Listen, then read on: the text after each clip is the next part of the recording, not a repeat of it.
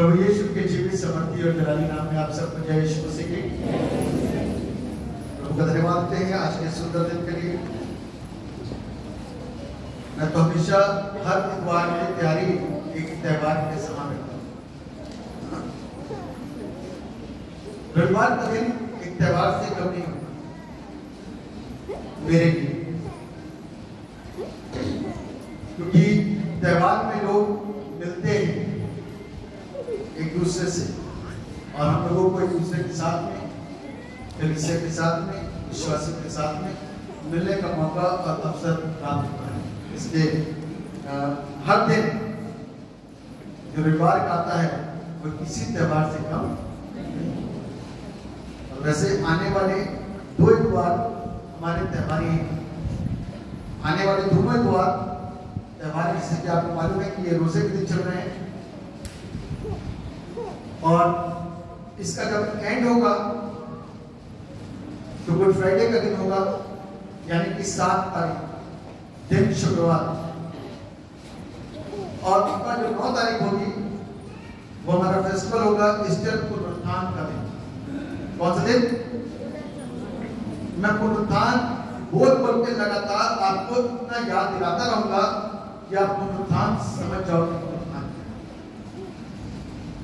पुनरुत्थान का मतलब होता है पुनः जी उठना। यीशु मसीह मुर्दों में से क्या हुआ?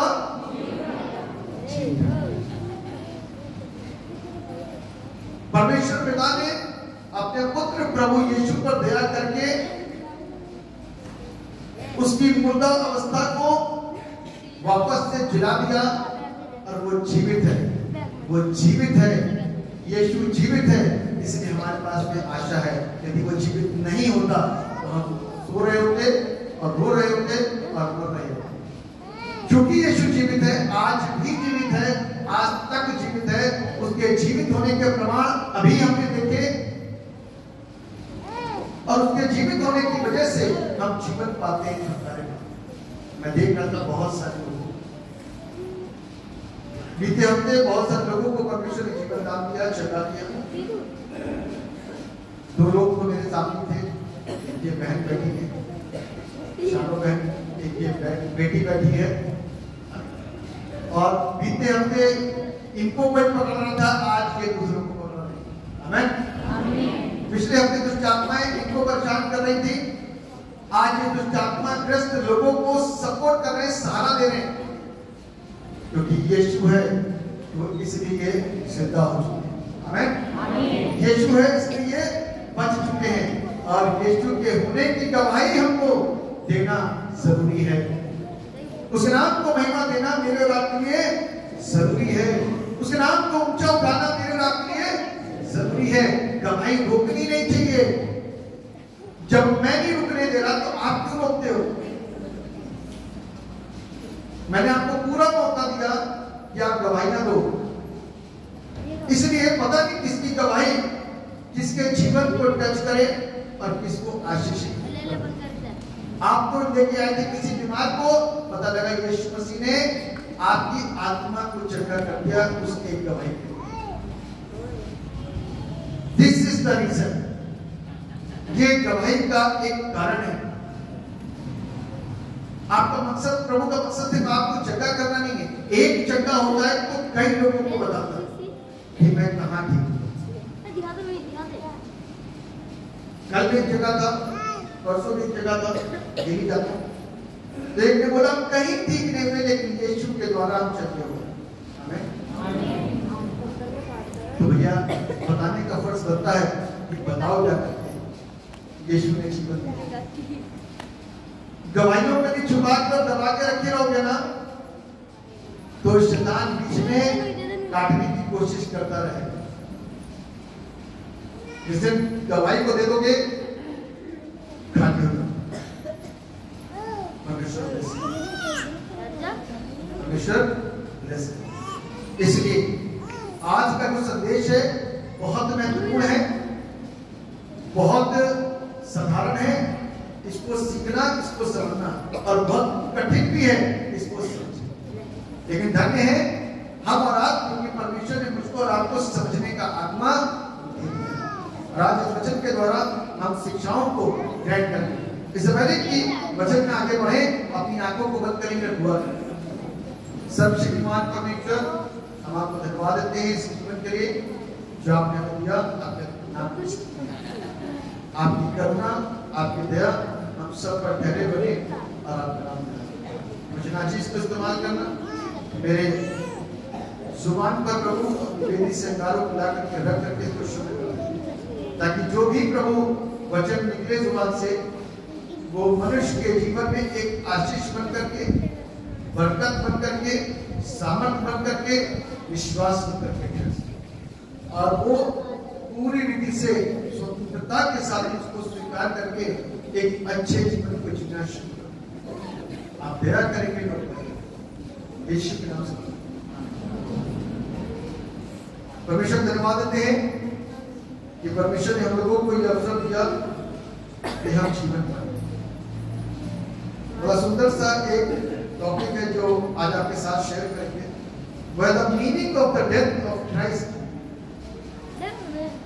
प्रभु यीशु की मृत्यु का अर्थ।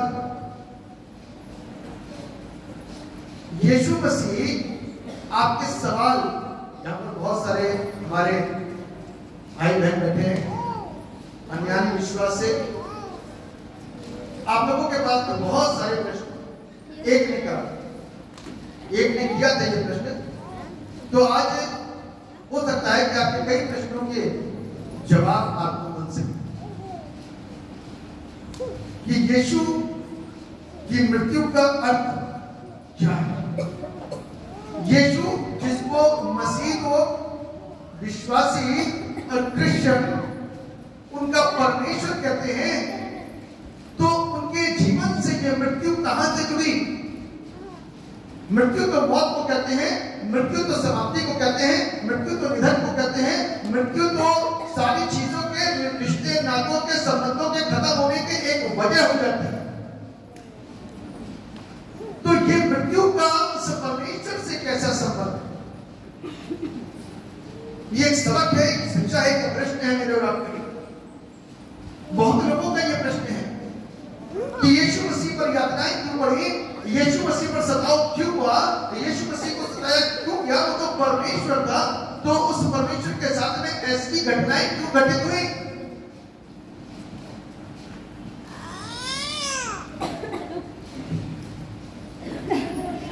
अब इसका एक आंसर मैं दूंगा, इससे पहले कि एक प्रश्न कर लूं आपको, इसका एक आंसर दूंगा इससे पहले कि मैं आपसे एक प्रश्न करूं। अब एक बात बताइए, कोई बाप बैठा है, कोई बाप, कितने सारे बाप बैठे, एक ऐसा बाप जो सच्चा और ईमानदार है, कैसा है? मैं आपको उसके गुण बता रहा हूं, उसकी ताकत और उसकी शक्ति बता रहा हूं। प्रभावशाली है, उसके सामने कोई खड़ा नहीं रह सकता, इतना शक्तिशाली, इतना पावरफुल है। प्रभावशाली इसलिए क्योंकि उसकी जो अपनी पद है वो बहुत ऊंचा है और उसके सामने कोई बोल नहीं सकता। शक्तिशाली इसलिए क्योंकि उसके पास बाजू में इतनी ताकत है कि कोई उसके सामने खड़ा नहीं हो सकता। अब ऐसे व्यक्ति के मैंने 2-3 गुणों को आपको बताया और एक चीज शुरुआत में बोली कि वो ईमानदार है, वफादार है, सच्चा है, धर्मी है, शुद्धता उसके अंदर काम करती है, अपनी जुबान पर अटल रहने वाला बंदा है। अब उस व्यक्ति के बच्चे ने, लड़के ने या लड़की ने कोई गलत काम कर दिया, किसी का नुकसान कर दिया, किसी की गाड़ी का शीशा फोड़ दिया, किसी के घर का शीशा फोड़ दिया, कुछ भी बड़ा नुकसान कर दिया। अब लोग उसके पास आएंगे किस आशय के साथ में? समाधान। किस आशय जाएंगे? अब वो बंदा ताकतवर, शक्तिशाली, प्रभावशाली, ऊंचे पद वाला, लेकिन एक कंडीशन और जुड़ी है, धर्मी है, ईमानदार है, वफादार है। डरते डरते लोग उसके पास में आते हैं, रोते और बिलखते उसके पास में लोग आते हैं, हाथ जोड़ करके खड़े हो जाते हैं और इस बात को बोलते हैं कि आपके बेटे ने मालिक ऐसा कर दिया। तो अब वो बाप क्या करेगा? अब वो बाप क्या करेगा? जवाब दीजिए।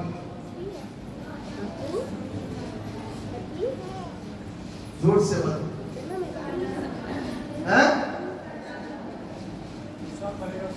इंसाफ करेगा। प्रभावशाली हो तो, ऊंचे पद वाला है, ताकतवर है, उसके पास बहुत भीड़ है, फिर भी इंसाफ करेगा क्योंकि वो धर्मी है, पवित्र है, ईमानदार है, अच्छा है, अपनी बातों पर रहने वाला है, अपने वचनों पर वचनबद्ध रहने वाला है। आसमान और जमीन टल जाएंगे लेकिन उससे मुख से निकलने वाला एक शब्द ऐसा बंदा है। तो क्या होगा? जुर्माना तो देना ही पड़ेगा, उसके बदले में उसको करना ही पड़ेगा। तो जो भी सजा रखी जाएगी वो सजा को क्या करेगा? भुगतेगा। उसके बदले में जो भी सजा रखी जाएगी वो क्या करेगा? भुगतेगा। सिर्फ इतना ही तो यीशु ने किया था, और क्या किया? बाकी उसके परमेश्वर होने का जो प्रमाण है वो आपको भी बताएंगे, लेकिन सिर्फ इतना ही किया उसने।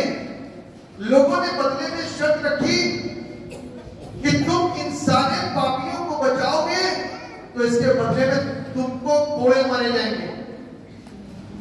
तुम इन सारे पापियों का बोझा अपने ऊपर लादोगे तो तुम्हारे ऊपर कांटों का ताज पहनाया जाएगा और अनंतता तुमको शरीर की मौत देकर तुमको मार दिया जाएगा। ये एक शर्त हो गई। प्रभु यीशु ने जो इस धरती पर आया पिता के कहने के अनुसार, अब जब बातचीत आती है कि पिता के कहने के अनुसार, तो आपका दिमाग जाता होगा एक और दूसरे अस्तित्व के ऊपर। बिल्कुल आप सोच सकते हैं, बिल्कुल आप सोच सकते हैं कि वो परमेश्वर, इब्रानियों की पुस्तक उसके पहले अध्याय के अंदर लिखा है कि वो परमेश्वर इस धरती पर मानव रूप लेकर के आया। कैसा रूप? कैसा रूप? मेरे और आपके जैसा मानव रूप लेकर के इस धरती पर आया। क्योंकि मैं इस बात को बताना चाहता हूं बहुत अच्छी तरीके से, मानव रूप लेकर के आने से और सिखाने से बहुत लोगों के ऊपर प्रभाव पड़ेगा, लेकिन जो असली प्रभाव है ना वो बलिदान से होगा। कैसे? कैसे? बलिदान किसका हुआ? यीशु का। क्योंकि पापों की क्षमा के लिए सिर्फ एक ही चीज चलती थी, वो था बलिदान। किसका? बैलों और बकरों और जानवरों के लहू को बहाया जाता था ताकि उनको क्या मिल सके? आजादी मिल सके, पापों की क्षमा मिल सके। यीशु मसीह मुझको और आपको शुद्ध और स्वतंत्र और आजाद करने के लिए स्वर्ग से धरती पर आया, और फिलिपियों 2 में लिखा हुआ है कि उसने अपने आप को शून्य कर दिया। इस बात को लिखना जरूरी था कि उसने अपने आप को शून्य कर दिया। यदि वो शून्य न करता तो उन अधिकारों के साथ में यहां पे खड़ा होता, तब किसी भी सेनापति की, किसी भी राज्य की हिम्मत ना होती कि यीशु की फौज के सामने, परमेश्वर की फौज के सामने में खड़ा हो सके। अब चूंकि कि वो ईमानदार और धर्मी और अपने वचनों पर बद्ध रहने वाला परमेश्वर है, तो उसने इन सारी शर्तों को स्वीकार करा और उस मृत्यु को ग्रहण कर लिया और कलवरी क्रूस के ऊपर उस रक्त को बहा करके और अपने आप को बलिदान करके मुझको और आपको क्या कर दिया? क्या कर दिया? बीमारी से क्या मिलती है? जोर से बोलो। बीमारी से क्या मिला? बीमारी से बेटा तुम्हें छुटकारा,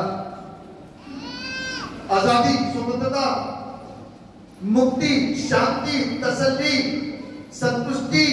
हम अपने जीवन में वापस लौट करके आए। पता नहीं था, शरीर था लेकिन कोई और इसके द्वारा काम कर रहा था। शरीर था अंदर लेकिन खा कोई और रहा था। शरीर था लेकिन हम अपने सुध में नहीं थे, हम दूसरी सुध में थे। लेकिन यीशु ने अपने लहू को बहा करके मुझको और आपको क्या कर दिया? स्वतंत्र और आजाद।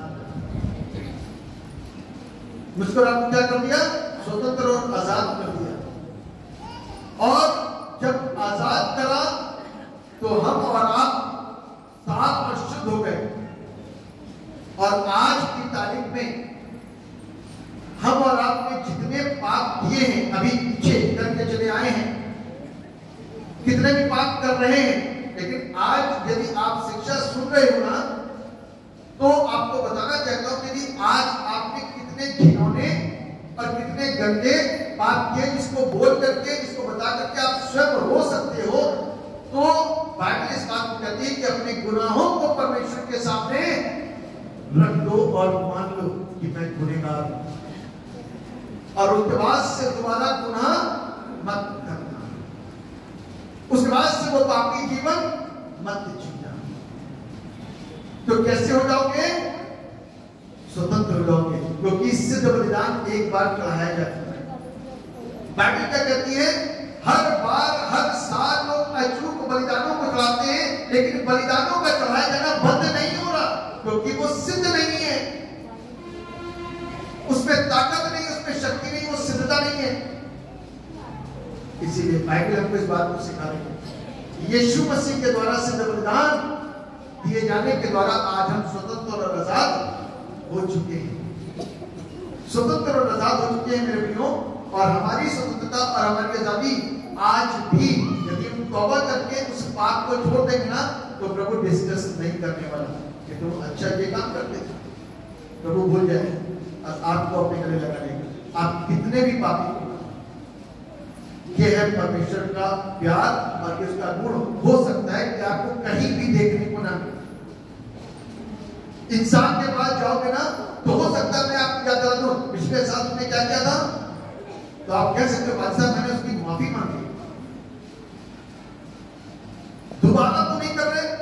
नहीं, प्रभु कभी नहीं पूछता। यदि आप दोबारा नहीं कर रहे ना, तो वो कभी डिस्कस नहीं करते, वो माफ कर चुका। उसका खून जो कलवरी क्रूस से बहाना मेरे और आपके लिए, वो आज भी जारी है। और जो उसके पास आता है ना, वो शुद्ध होता है। आमीन। वो क्या होता है? शुद्ध होता है।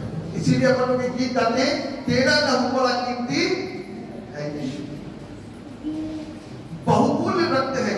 और उसके बाद वो परमेश्वर कैसे हुआ, इस बात को मैं आपको बताना चाहता हूं कि उसके बाद आप कहते हो वो परमेश्वर कैसे हुआ? भाई तो मर गया।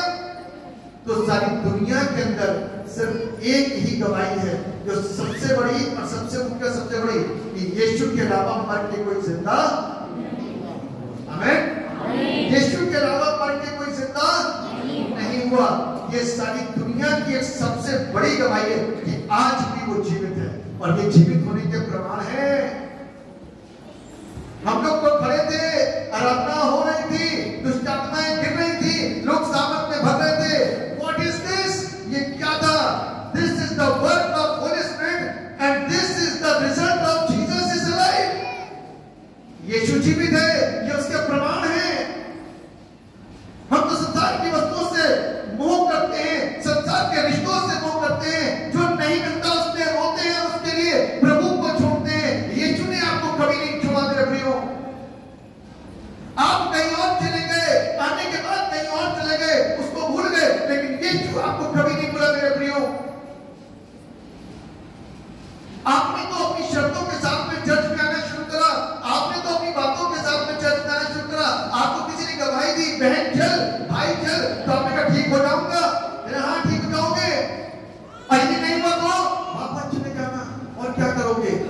लेकिन धन्य है बहुत सारे लोग जो ठीक हो गए लेकिन आज भी यहां पर नहीं। धन्य है बहुत सारे लोग जो ठीक होने के बाद में रुके हुए हैं। धन्य है वे लोग जो यीशु के द्वारा बचाए गए। आज यीशु की मोहब्बत को तो जानो, आज यीशु के प्यार को तो सब लोग, उसने हमसे आपसे कितना प्यार किया, कितनी मोहब्बत करी, हमको बचाया, हमारे लिए क्या क्या नहीं किया उसने। हमें उसका प्यार नहीं समझाता, हमें संसार का रिश्ता, संसार का प्यार समझाता, लड़के को लड़की का, लड़की को लड़के का प्यार समझाता है, लेकिन मसीह की मोहब्बत नहीं समझाती। इस बात को देखना, जब परमेश्वर के द्वारा सारे काम शुरू करोगे तो परमेश्वर आपको कामयाब करेगा, वो आशीष देगा जो आपने कभी भी अपने बचपने में भी सोचोगे, बुढ़ापे में भी सोचोगे। आप कह दोगे कि मैं तो बुढ़ा हो गया प्रभु, मेरे को तो आशीष नहीं मिली, लेकिन आपके द्वारा कितने लोग आशीष पाएंगे वो आपको नहीं मालूम। ये है हमारे प्रभु यीशु के जीवित होने के प्रमाण, और ये है उसकी मृत्यु का अर्थ कि वो मेरे और आपके लिए मरा। किसके लिए मरा? मेरे और आपके लिए, ताकि हम जीवन पाए। अब हमको धागे की जरूरत नहीं है। यहूदी लोग दावी से बात क्या करते थे, यहूदी लोग प्रतिमाएं बना करके उनकी पूजा क्या करते थे, लेकिन परमेश्वर का काम कहता है कि तुम्हारे में सिर्फ एक ही परमेश्वर है, स्वर्ग और पृथ्वी में सिर्फ एक ही नाम है जो सारे नामों में सबसे श्रेष्ठ और सबसे महान और ऊंचा है, वो है यीशु नाम। उसके अलावा और कोई नाम नहीं, किसी और नाम को लेकर के जीवन नहीं पाया तुमने, एक ही नाम को लेकर के जीवन पाया, वो है यीशु नाम। सिर्फ एक ही नाम है जो यीशु नाम है। बाइबल हमको इस बात को सिखा रही है। इसमें लिखा हुआ है यूहन्ना रचित सुसमाचार में उसके 11वें अध्याय के उसके 45वें पद में लिखा हुआ है कि लोग इस बात को बोलने लग गए कि इस पर प्रधान याजकों और फरीसियों ने महासभा बुलाई और कहा, हम क्या करते हैं, ये मनुष्य तो बहुत चिन्ह दिखाता है। ये मनुष्य तो क्या करता है, बहुत चिन्ह दिखाता है। यानी कि चिन्ह दिखाता मतलब क्या करता था मालूम है? यीशु मसीह अंधों को आंखें, नबरों को चलने की शक्ति, गूंगों को बोलने की शक्ति, बहरों को सुनने की शक्ति, निर्बुद्धियों को समझने की शक्ति, और दुष्ट आत्माओं को निकाल के बाहर करता था, मुर्दों को जिंदा करता था, बुराइयों को दूर करता था, अच्छाइयों को अंदर लाता था, हमको और हमारे साथ अच्छा करता था। हमारे साथ कभी उसने बुरा नहीं करा। आज जिस बात के आरोप मेरे और आपके ऊपर लगते हैं, आरोप लगने का एक कारण और एक वजह यही होती है कि हम अच्छे जीवन को जी रहे हैं, लोगों को बुरा लगता है। आप बताइए, आप अच्छा जीवन जी रहे हो या बुरा जीवन जी रहे हो? यीशु आने के बाद में अच्छा जीवन जी रहे हो? आप क्या आकर के गाड़ी करना सीख रहे हो, लड़ाइयां करना सीख रहे हो, चोरी करना सीख रहे हो, या अच्छी चीजें सीख रहे हो? अच्छी चीजों के लिए तो बच्चे भी स्कूल में भेजे जाते हैं, लेकिन इस बात को बताना चाहता हूं कि स्कूल में जाने के बाद में, टीचर बन जाने के बाद में, डॉक्टर बन जाने के बाद में, इंजीनियर बन जाने के बाद में, पायलट बन जाने के बाद में, अच्छे पदों पर आ जाने के बाद में भी लोगों की गालियां, नशा, व्यभिचार नहीं छूटता। लेकिन सिर्फ यीशु को स्वीकार करने के द्वारा, यीशु की बातों को मानने के द्वारा लोगों की गालियां, लोगों के अंदर की बुराइयां, लोगों के अंदर के नशे, लोगों के अंदर के व्यभिचार सब समाप्त हो जाते हैं, उसके कीटाणु तक मर जाते हैं, क्योंकि यीशु का लहू हम और आपको अपने पाप लहू से शुद्ध कर देता है। आमीन। और हमारे अंदर के डीएनए को बदल करके अपना डीएनए डाल करके हमको शुद्ध बनाता है। वरना मनुष्य के अंदर जो भी उत्पन्न होता है, बाइबल बताती है सब कुछ बुरा उत्पन्न होता है। इसीलिए बाहर निकलोगे तो दृष्टियां इधर उधर होने लग जाती हैं, पैसा बड़ा देखोगे तो मन के अंदर विचार आना शुरू होता है, प्रॉपर्टी देखोगे तो लड़ाई शुरू हो जाती है कि कैसे जो प्रॉपर्टी अपने में हड़प कर ली जाए। लेकिन सिर्फ एक ही नाम है जो सारे नामों में सबसे श्रेष्ठ है, जो हमको संयम, धैर्य, प्रेम और आनंद करना सिखाता है। इस बात को कहता है कि भलाई से बुराई को क्या कर लो। आज यीशु का स्वभाव ने जीतना शुरू कर दिया है, तो जहां हार हो रही है उस खेमे में आग लगनी शुरू, तो उन्होंने आरोप लगाने शुरू क्या कर दिया, आरोप लगाने शुरू। दुनिया खाना देती है, सरकार सब कुछ देती है, राशन देती है, तो वो बुरा नहीं है, लेकिन हम यदि किसी की मदद कर देते हैं तो हम बुरे होते हैं। स्कूल खोल रखी है शिक्षाओं के लिए, यदि यदि हम एक नैतिक जीवन की बातें और धार्मिक बातें अच्छे मार्ग पर चलने की शिक्षा देंगे तो हम बुरे हैं। यीशु मसीह की मृत्यु हमको और आपको एक ऐसे अर्थ को सिखाती है कि उसका मरना और जी उठना, यानी कि आज की तारीख में हम और आप जब एक मसीह जिंदगी में आते हैं ना, तो जिस स्वभाव में आते हैं और उसको स्वीकार करने के बाद में पुराने स्वभाव को लेकर के हम मर जाते हैं, फिर एक नए जीवन को जीते हैं। हमें जिसमें गाली नहीं होती, जिसमें बेईमानी नहीं होती, जिसमें व्यभिचार नहीं होता, जिसमें रीढ़ा कीड़ा नहीं होती, जिसमें बुराइयां नहीं होती, जिसमें बैर नहीं होता, जिसमें नफरत नहीं होती, जिसमें क्रूरता नहीं होती, जिसमें तरह तरह के आरोप लगाने वाली आदत नहीं होती, जिसमें विरोधियों का साथ देने की आदत नहीं होती, जिसमें गुपचुप बैठ करके यहाँ बैठे थे और बुरे काम करें, ऐसा स्वभाव नहीं होता। यीशु बदलता है। ये है उसका डीएनए। संसार का और शैतान का डीएनए तो लड़ाइयां करवाने का है। यीशु में स्थिर हो सकता है कि आपको कभी जवाब देना पड़े, हो सकता है कि कभी आपको बोलना पड़े, तो आपकी जुबान चुप ना रह जाए, सुई धागे से सिल ना जाए, जुबान से जुबान और तालु चिपक ना जाए कि आप एक शब्द भी परमेश्वर की बड़ाई में कहना पाओ। यहाँ तो भीड़ बैठी हुई है, लेकिन ऐसा ना हो कि जब वक्त आए आपको कुछ कहने का, जब वक्त आए आपको परमेश्वर के सम्मान देने का, जब वक्त आए परमेश्वर के नाम की बड़ाई करने का, तो तालु और जुबान सिल ना जाए। इतनी बुलंदी के साथ में जिसमें आज चलते हो, इतनी बुलंदी के साथ में जिसमें गवाही देते हो, जितनी तेजी के साथ में आज गालियां देते थे, लेकिन उसी तेज और उसी स्पीड के साथ बोलते हो यीशु सच्चा है। आमीन। हम उसे छोड़ करके कहीं और नहीं जाते। एक औरत थी, आप गवाही दे सकते हो यूट्यूब में, एग्रीकल्चर इंस्टीट्यूट के अंदर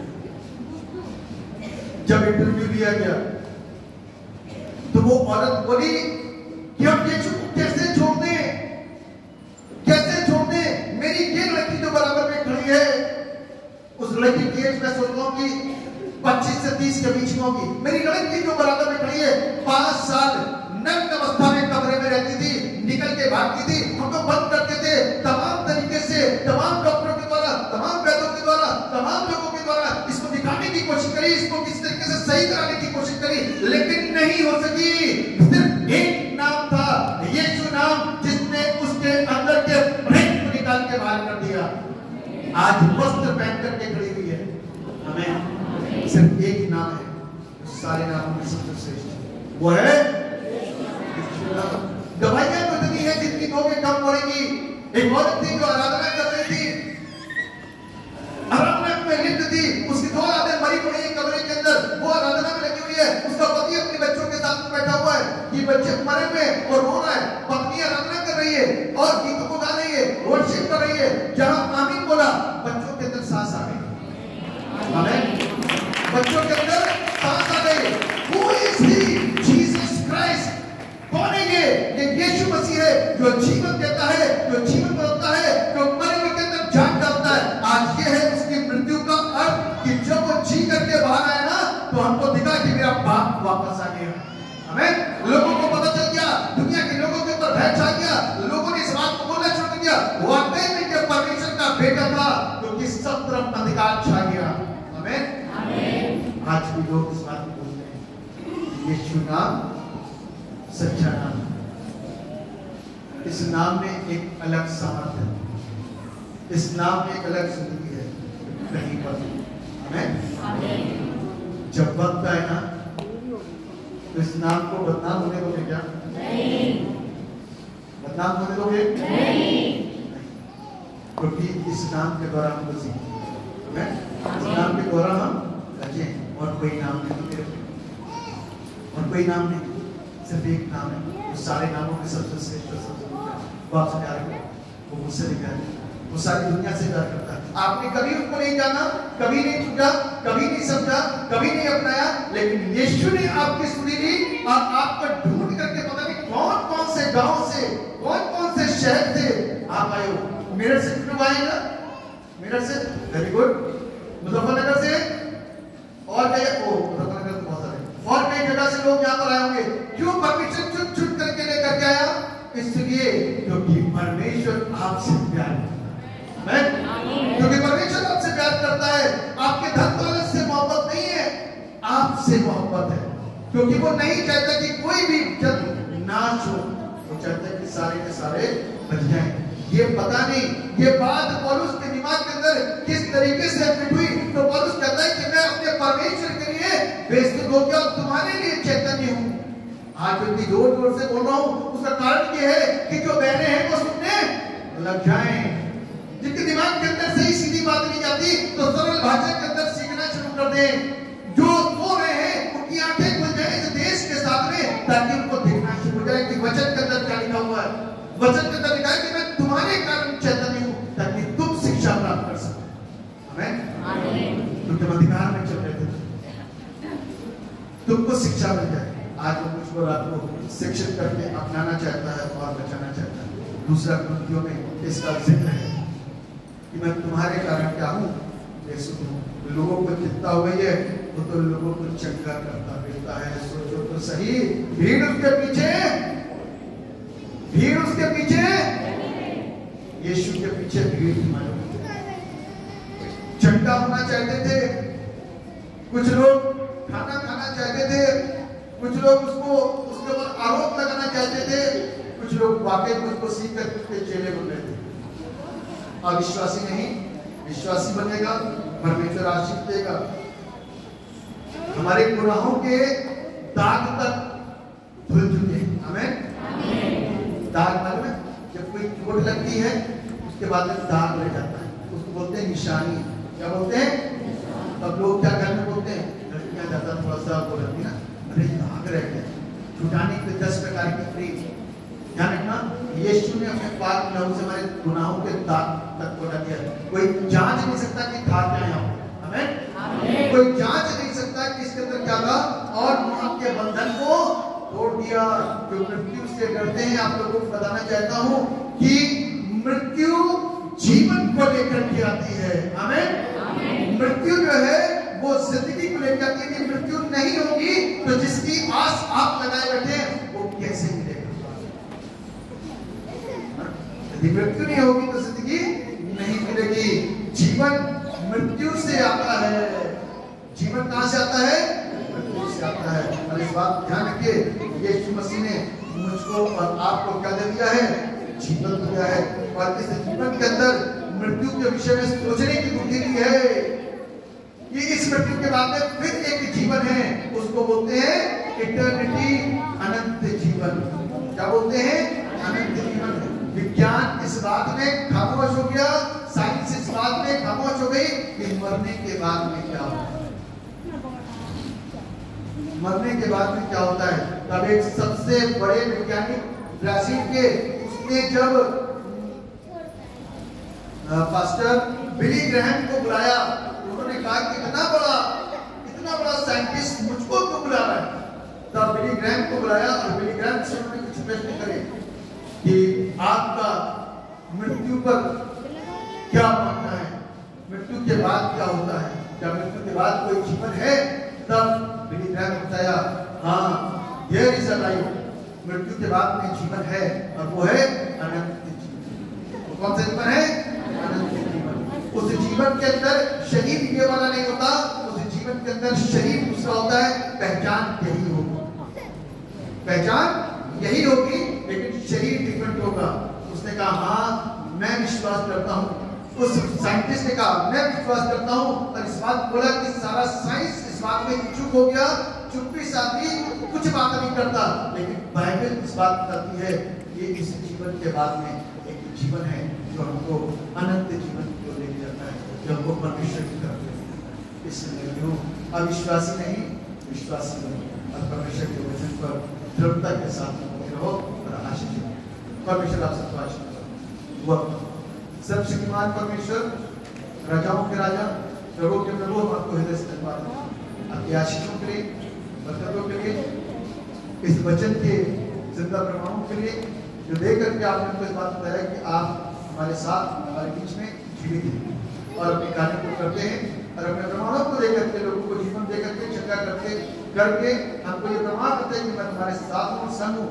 और हर एक जन इस बात को जान जाए कि मैं जीवित परमेश्वर आप सबके जीवन में काम करिए। सबको आशीष यीशु के नाम से।